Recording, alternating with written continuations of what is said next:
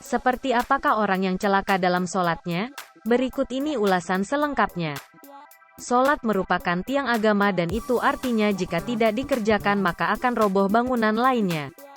Bahkan orang yang sholat sekalipun belum tentu diterima oleh Allah, apalagi tidak sholat. Selain itu, ada orang yang sholat namun celaka dalam sholatnya.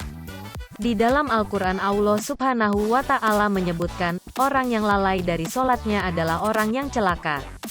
Allah berfirman, celakalah orang-orang yang sholat, yaitu orang-orang yang lalai dari sholatnya.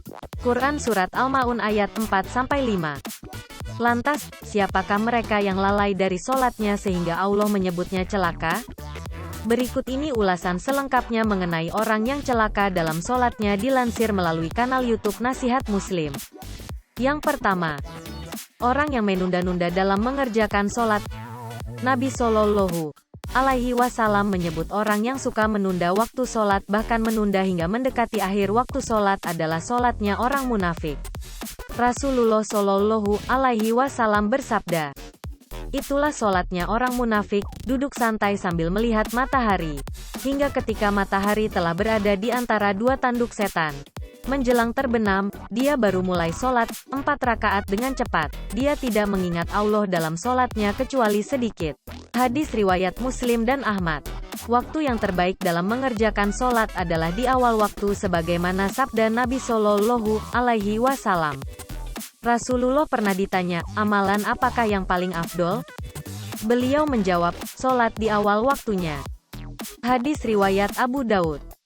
Hendaknya hal ini menjadi perhatian, karena masih banyak di antara kita saat azan telah berkumandang tidak segera bersiap untuk sholat. Hingga ketika waktu sholat hampir habis barulah dia sholat. Yang kedua, orang yang riak dalam sholatnya. Sholat karena ingin dianggap soleh atau karena ingin dipuji. Ini adalah orang yang celaka dalam sholatnya. Sholat yang dia lakukan hanyalah sia-sia, karena ibadah yang diniatkan bukan karena Allah tidak bernilai apa-apa. Tidak ada bagian sedikit pun bagi mereka yang suka pamer, riak, kecuali kerugian, penyesalan dan siksaan. Kekhawatiran Rasulullah terhadap riak lebih besar daripada kekhawatiran terhadap ancaman fitnah Dajjal. Fitnah Dajjal yang begitu berbahaya hanya menimpa pada orang yang hidup pada zaman tertentu, sedangkan bahaya riak menimpa seluruh manusia di setiap zaman. Dan hanya sedikit manusia yang dapat selamat dari bahaya riak. Maukah kamu ku beritahu tentang sesuatu yang menurutku lebih aku khawatirkan terhadap kalian daripada fitnah Al-Masih Ad-Dajjal? Para sahabat berkata, tentu wahai Rasulullah. Beliau bersabda, syirik khafi. Syirik yang tersembunyi, yaitu ketika seseorang berdiri mengerjakan sholat, dia perbagus sholatnya karena mengetahui ada orang lain yang memperhatikannya. Hadis riwayat Ahmad.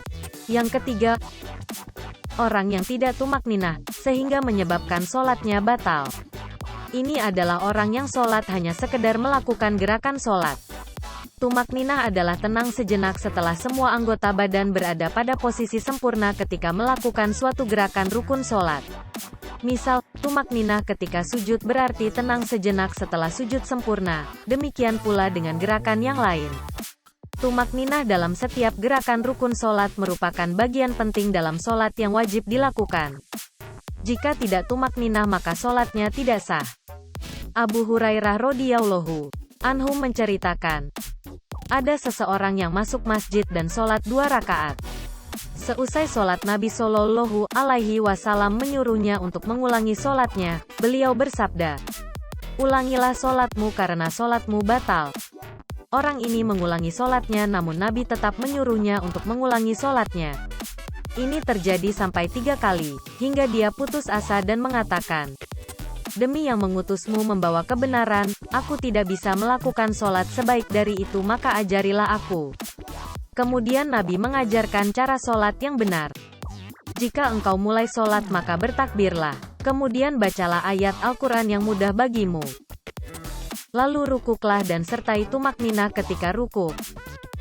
Lalu bangkitlah dan beriktidal dengan berdiri sempurna. Kemudian sujudlah dan sertai tumakninah ketika sujud. Kemudian bangkitlah dan duduk antara dua sujud sambil tumakninah.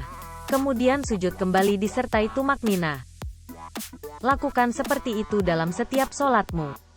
Hadis riwayat Bukhari dan Muslim. Maka perbaikilah solat kita dengan tuntunan Nabi Shallallahu Alaihi Wasallam. Semoga Allah Ta'ala memberi taufiknya kepada kita semua.